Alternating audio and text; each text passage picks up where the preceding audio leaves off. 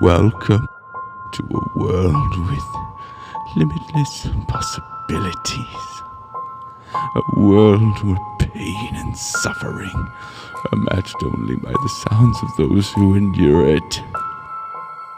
Welcome to your nightmare. Welcome to your nightmare.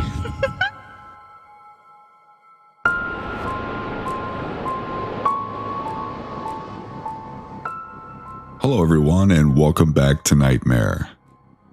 Today is Father's Day, so I'd like to wish every father out there a happy Father's Day. Today is a day for barbecues, dad jokes, and celebrating the men who gave us life.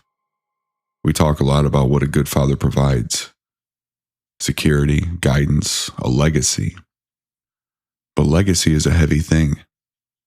Sometimes the traditions passed down to us aren't written in a family Bible or carried in a name.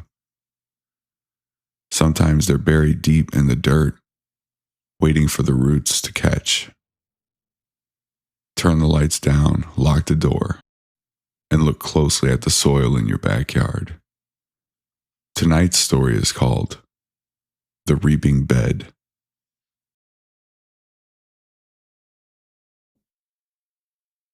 There is a specific kind of quiet that only belongs to late June.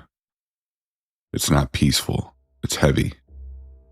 It's the sound of a sun so hot it bakes the moisture right out of the soil until the earth cracks open like old skin, gasping for a drink.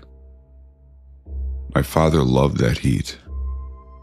He used to say that if you stood still enough in the middle of the garden, you could hear the roots reaching down, scratching through the dark, desperate for something to hold on to. I hadn't been back to the homestead in 7 years. Not since the morning my mother packed a single suitcase, looking at the sprawling, unnaturally lush garden behind our house, and told me we were leaving. She didn't give me an explanation. She just looked terrified of the dirt. But fathers have a way of calling you back, even when they're gone. He passed away a week before Father's Day. The lawyer called it sudden, but when I arrived at the old house, the state of the place suggested a long, slow decay. The porch sagged, the paint was peeling like sunburned skin. But the garden was monstrous. It was the only thing alive. In a country suffering from a brutal, month-long drought, my father's acre of land was a violent, suffocating green. Massive heirloom tomatoes hung from the vines as thick as a man's wrist, heavy and bruised red. Corn stalks towered 10 feet high, casting long, jagged shadows across the dirt. I found his journal on the kitchen table, right next to a dusty, unopened bottle of whiskey I'd bought him years ago. The last entry was dated exactly 1 year ago, Father's Day. His handwriting, usually a sharp, disciplined cursive, had degenerated into a frantic, shaky scrawl. The soil is hungry this year. The drought is deep. A good father provides. A good father feeds what keeps him. It asked for a down payment. I gave it the old hound. The tomatoes have never been sweeter, but it's still begging. It wants the bloodline. I shook my head, a cold knot forming in my stomach. The old man has finally lost his mind out here all alone. I closed the book, resolving to pack up his remaining clothes and sell the property to the first developer willing to bulldoze the whole damn lot. But then I smelled it. It wasn't the smell of rot, not exactly. It was a rich, copper-sweet aroma, suffocatingly thick, blowing in through the open window from the back lot. I walked out into the heat. The sun was a blinding white disk overhead, but inside the rows of my father's garden, it was cool. The leaves were so dense they blocked out the midday light, plunging the narrow dirt paths into a greenish twilight. I walked deeper than I intended. The rows seemed to shift behind me, the towering stalks of corn closing like a curtain. That's when I stumbled into the clearance. In the exact center of the acre was a perfectly rectangular patch of soil. Nothing grew on it. No weeds, no vines. The dirt there was different. It wasn't dry and gray like the rest of the county. It was black, wet, and glistening, churning slowly like a pot of thick oil on a low flame. And right beside it sat my father's old wooden lawn chair. On the armrest was a pocket knife, its blade coated in a dark, dried crust. Beside the knife was a small, hand-carved wooden sign pushed into the wet mud. In my father's unmistakable carving it read, "The Reaping Bed." I stepped closer, my boots sinking in an inch into the unnaturally damp earth. The sweet copper smell was overpowering here. It was the smell of a butcher shop. Then the ground beneath my feet trembled. I stumbled back, falling onto my hands and knees. The black dirt in the center of the rectangle began to part. I expected a burrowing animal. I expected a sinkhole. I did not expect a hand.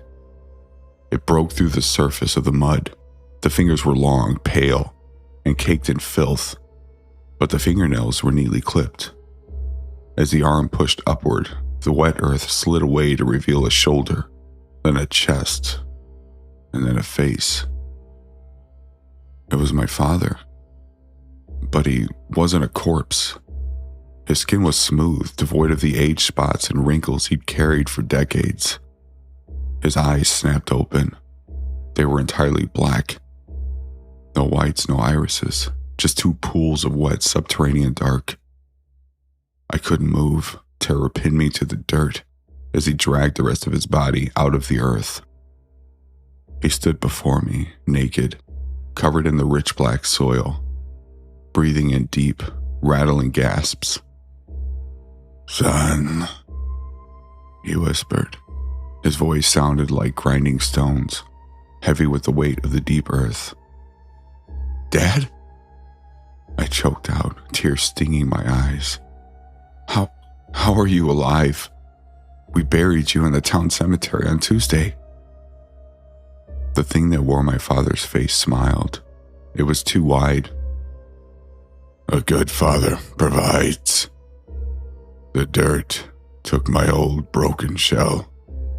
It took my blood. It took my sweat. And in return, it gave me a new harvest. A perfect harvest. No more pain. No more decay. I am part of the yield now." It stepped towards me, extending a hand. "It's Father's Day, boy. Time to pay the rent for the land that raised you. Give the bed your weight. Let the roots have a taste." Panic tore through my paralysis. I scrambled backwards, dug my boots into the dirt, and ran. I didn't care about the rows. I bursted through the corn stalks, snapping them like bones. The leaves scratching on my face and drawing beads of blood. Behind me, I could hear him. He wasn't running, he was walking. But the sound of his footsteps didn't come from behind. It came from beneath. Every time my feet hit the ground, I felt a rhythmic thudding directly under my soles, keeping perfect pace with my heartbeat. I burst out of the garden, sprinting across the dead grass of the front yard, tore open the door of my truck and threw it in reverse. I didn't look back until I hit the county highway. When I finally glanced in the rearview mirror, he was standing at the edge of the property line. He wasn't chasing me. He was just standing there, silhouetted against that monstrous, towering wall of green, waving a slow, rhythmic goodbye. I didn't go back to my apartment. I drove straight to a motel 3 counties over, locked the door, pushed the dresser against it, and sat on the edge of the bed, shaking. I stayed there for 3 days. I didn't sleep. Every time I closed my eyes, I smelled that copper-sweet dirt. I felt the rhythmic thudding under my feet. By the fourth morning, the terror had subsided into a hollow, exhausting confusion. I began to rationalize it. It was a heat stroke hallucination. It was grief. It was the stress of managing his messy estate. My father was dead. He was in a coffin, 6 feet under the manicured lawns of the Oak Ridge Cemetery. To prove it to myself, I picked up my phone and called my mother. I needed to hear a sane voice.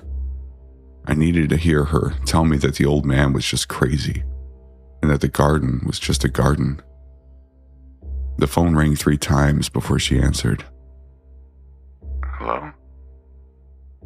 Her voice sounded tired, worn thin by years of looking over her shoulder. Mom, it's me. I went to Dad's house. There was a sharp, sudden intake of breath on the other end of the line. Silence stretched for 5 agony-filled seconds. Did you go into the back lot? She whispered, her voice trembling. Mom, what is that place? I saw him. I saw something that looked like him. It came out of the dirt. It said it was a perfect harvest. It asked for me. On the other end of the line, my mother didn't scream. She didn't cry. When she spoke, her voice was entirely dead. Empty. I know. What do you mean you know? 30 years ago, before you were born, your father and I had a farm in Ohio. There was a drought. We were going to lose everything.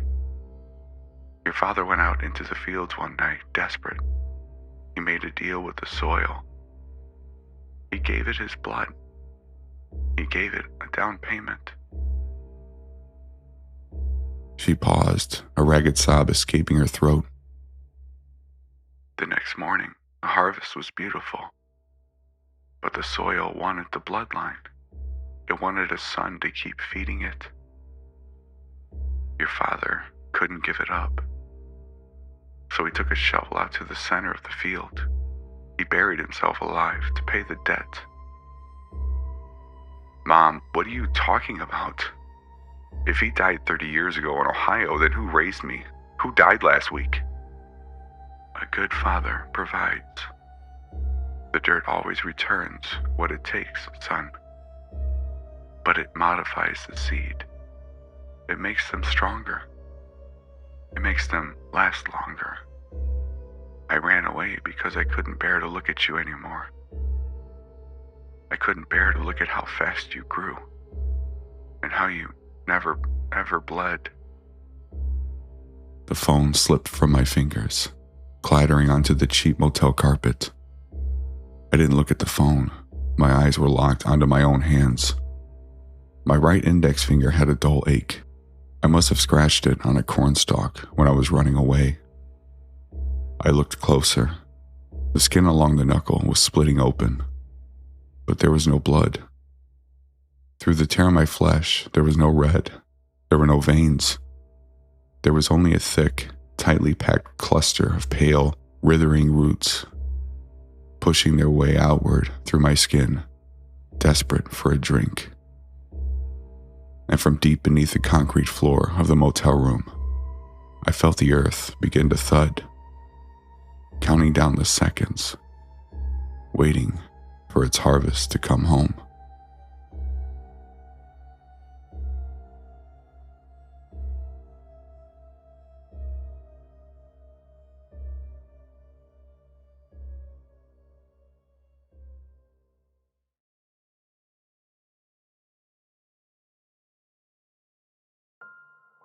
That is all for this episode of Nightmare. I want to thank you all for joining me this evening for this tale. If you haven't done so already, please like and follow us on Facebook and Instagram, and rate and review us on Apple Podcasts and Spotify. If you have any story suggestions, please reach out to me at nightmarepod@gmail.com. I hope you all enjoy your Father's Day and stay safe. And until next time,